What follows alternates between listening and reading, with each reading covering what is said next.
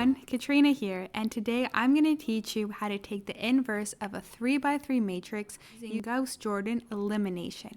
Be sure to watch to the end to see the full solution, and please subscribe for more videos.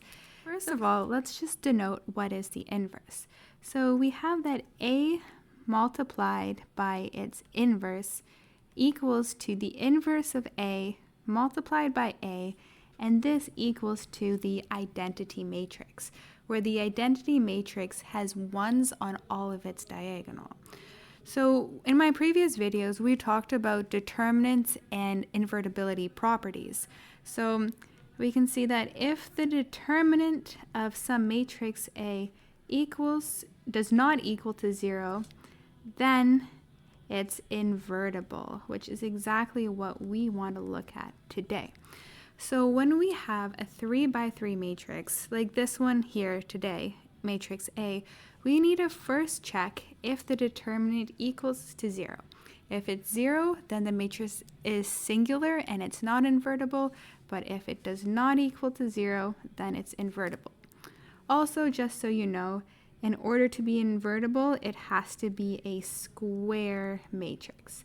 So it is a square matrix today because the number of rows equals the number of columns, and we have an n by n matrix. So that's a bit of the background on invertible matrices. So the Gauss-Jordan elimination is one of the methods that we can use to find the inverse of this matrix. There's two main methods, and today we'll focus on this one. So how we find the inverse is we set up matrix A on the left-hand side, and then on the right-hand side, we're going to set up the identity matrix. And what we want to do is we want to perform row operations on A until it becomes the identity matrix.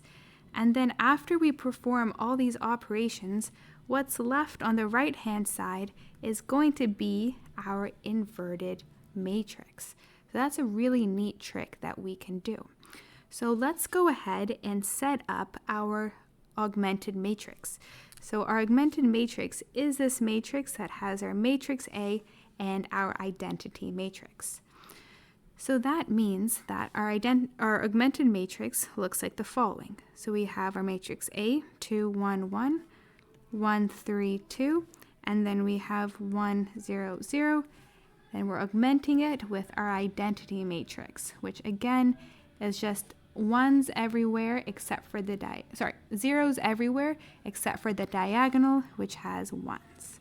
So let's go ahead and try to figure out how we can convert our left-hand side to become an identity matrix. So the first thing we always want to do is we're going to work our way from our top diagonal all the way to our bottom diagonal. So what we're going to do is we're going to do a pivot on our first number over here, on number 2. So pivoting in our first column there, and then what we're also going to do is that we are going to swap the second and the first row. Okay, so let's do that. So as a result, this is what we end up with. So we end up with 1, 3, 2. Then we have 2, 1, 1. And then we have 1, 0, 0. So all we've done here is we've just swapped, so R2 and R1. So you've swapped them. We've done this because, like I said, we're pivoting on this first number. When we pivot, that means that we want that number to equal to 1. So the easiest way that we could have done that in this case was simply by swapping the first and second rows over here. So we have our R2 swapped with R1. And remember that everything we do on the left-hand side, we also have to do on the right-hand side. So that means we have to swap these values. So now we have 1, 0, 0, and 0, 0, 1. Okay, so that was our first step over there. So now what we want to do is we want to eliminate everything underneath this 1. So the first part of pivoting is making the first number 1. Then after that is all the numbers above and below it need to go to 0. So let's go ahead and do that. So we will do both steps in one here. So essentially what's going to be happening is that we want to take our R2 and then subtract 2 times R1. And then we also want to take our R3 and subtract R1. Okay? Because we want to get these two numbers equal to 0. So by doing that, let's see what we get. And just so you know, R1, 2, and 3 just refers to row 1, 2, and 3. So it's written like this, just so you understand the indices that we're dealing with. So as a result, we have 1, 3, 2. Then we have 0, negative 5, and negative 3. Then we have 0, negative 3, negative 2. And then we have 0, 1, 0. And then 1, negative 2, and 0. And then we lastly have 0, negative 1, and 1. So that's what happened when we eliminated everything under here, and then we made sure that we did the same operations on our left-hand side right over there. Okay, so now we are ready to make our second pivot. So we're working our way, kind of think these as stairs. So we've made our first pivot up here. Now we want to make our second pivot right over here. So we can do this by dividing the second row by 5. So we're going to have 1 over 5 times R2. And what does that give us? So our other ones stay the same. 0, we're going to have, not just 5. We need to divide it by negative 5. So then we've got 1, and then we have 3 over 5. Then we have 0, negative 3, negative 2. Then on our other side, we still have 0, 1, 0. Then we should have negative 1 over 5, 2 over 5, and then 0. And our bottom row here should be unchanged. So now following this pivot, we have to eliminate the entire second column. So we want to make this row equal to 0, this number is 0, and also this number 0. So how can we do that? So that means we want to do R1 minus 3 R2, and then we want to do the other way around. We have, that was right. R1 minus 3 R2, and then we want to do R3 plus 3 R2, and that's going to make those go to 0. Because negative 3 minus 3 times 1 gives us 0, and negative 3 plus 1 times 3 also gives us 0. So as a result, we have 1, 0, and then we've got 1 over 5. Then we have 0, 1, 3 over 5. Then we have here 0, 0, and then 1.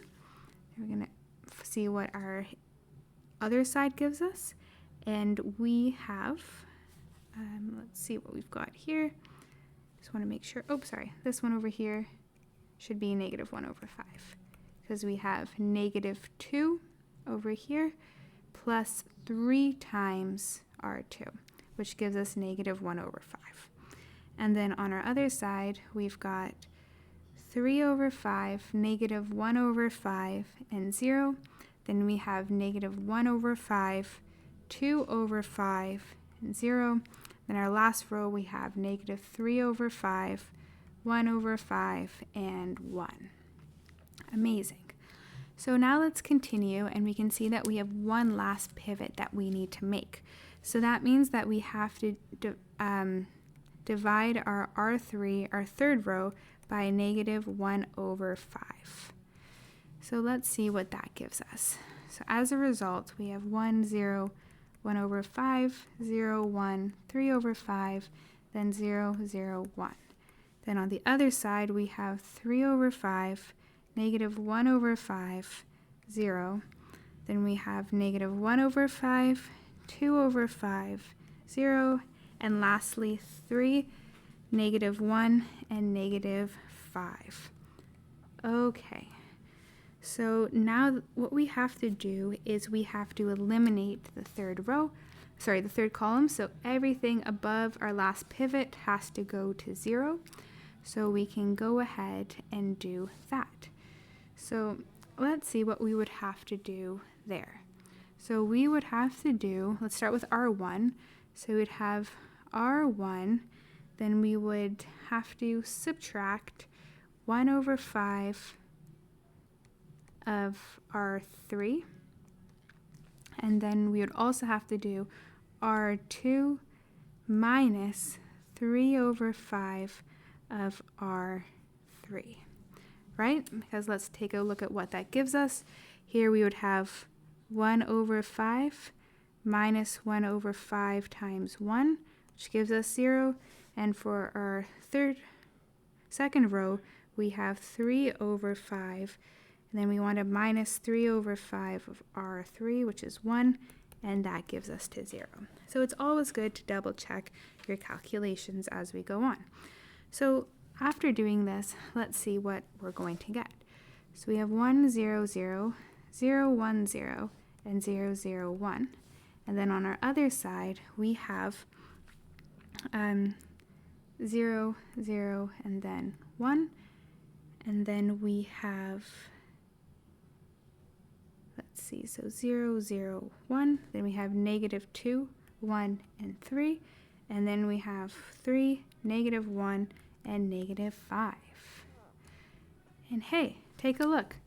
Our entire left-hand side of the equation, this part here, this is equal to the identity matrix. So that means we've successfully completed the Gauss-Jordan elimination process. So then that means that this part here on the right-hand side, this must equal our inverse. So that means that our inverse of our matrix A is 0, 0, 1, negative 2, 1, 3, and 3, negative 1, negative 5. Let's give a big smiley face for that. Good job, everyone. That's quite a process. Gauss-Jordan elimination is this way. It's a bit tedious. You have to go through it step by step and always make sure you're checking your arithmetic so that you're not making silly little mistakes. But I hope this helped give you some insight on how matrix inverses are calculated when the matrix is bigger than a 2 by 2 matrix. So today we did a 3 by 3 example. So if you enjoy this video, please drop a like and comment any questions that you have, and subscribe for more fun math videos. I look forward to seeing you next time.